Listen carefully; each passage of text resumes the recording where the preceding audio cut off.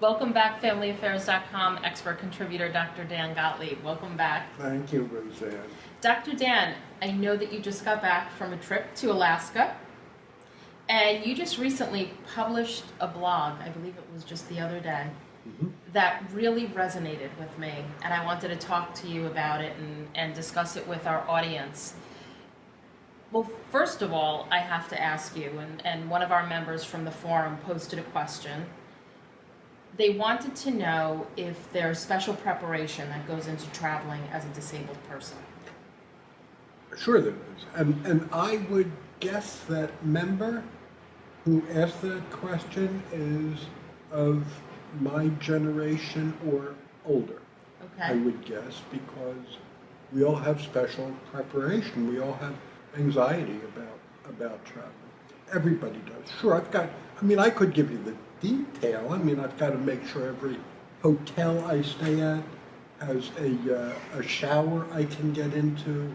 I've got to make sure I can rent a handicapped van wherever I go, make sure it's meeting me at the airport. If not, You're left stranded? right, exactly. I've got to make sure the airline doesn't break my wheelchair when it puts it in storage. I got to make sure my skin doesn't get knocked around too much when they're transferring me into airline chairs. Okay. Like all right, that. but you travel a lot. I do. So it's, there are no limits. You Right. just have to be prepared in order to do it. Okay. Do you know why I travel a lot? I know that you speak a lot, you teach. No, that's part of it. But Okay. the main reason I travel a lot is because I'm going to die. I know that's not a newsflash, No. but I'm going to die before I want to, I assume. And I know that's not a newsflash either. And I travel a lot because I don't want to screw up the time I have between now and then. Make the most of it. My days of stamina are limited, very limited. I want to do this thing. So seize the moment. Yep, Excellent. yep. There is, can I go off on a tangent? Go Do you ahead. mind? Do Go you right mind? ahead.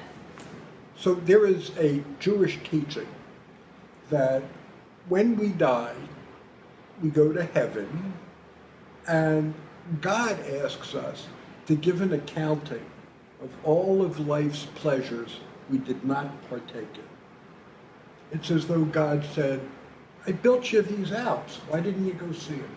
Right. So that's cool. That's very cool. I'm not a big fan of a lot of religious teaching. No, but that's very cool. So So that's why. if you didn't do much or if you didn't see much, do you get penalized?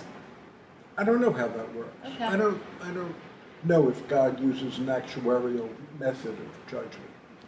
Okay. We'll find out. So let's go back to your blog. Something that you wrote in your blog, you had said that you've been to Alaska before, and you've been on other cruises before, similar trips. But this trip in particular, you've really enjoyed. You found pleasure that you never found before. Tell me why. I think it's all a matter of perspective. When I first started cruising, like I said on my blog, I was thrilled that I could get around, that I was more independent on that cruise ship than I ever had been. And the fact that I couldn't go out on any excursions didn't bother me. And the next couple of times, then I wanted to get out on some excursions and I couldn't, and that bothered me. And then I got increasingly frustrated. This trip, I'm now 68 years old. I could go out on a couple of excursions and they were wonderful. Most I couldn't get out on. I didn't care. I just enjoyed what was there in front of me, with me. I just enjoyed being able to be out there, to see this beautiful scenery, to feel this deep, deep sense of gratitude for my ability to be there. There's several times when I was there, and I just cried over what I was seeing, and cried with gratitude that I could be there. That's the difference. You had said, and something that I had focused on in the article, you no longer focused on what you could not do. You focused on what you could do. Yeah, there's... and that goes into the mindset, having a different mindset. There's a Zen parable about how monkeys get caught.